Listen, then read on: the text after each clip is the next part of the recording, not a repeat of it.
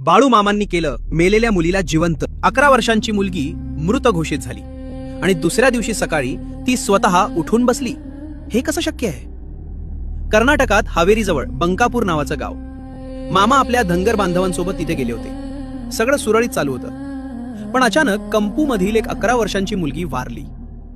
आई वडिलांचा आक्रोश, सगळीकडे रडारड, वातावरण शोकमग्न. इतक्यात मामांना बातमी कळली.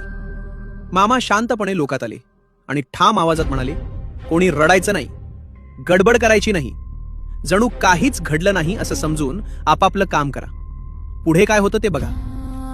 क्षणभर सगळे थक्क, पण मामांवर श्रद्धा होती. सर्वांनी रडणं थांबवलं.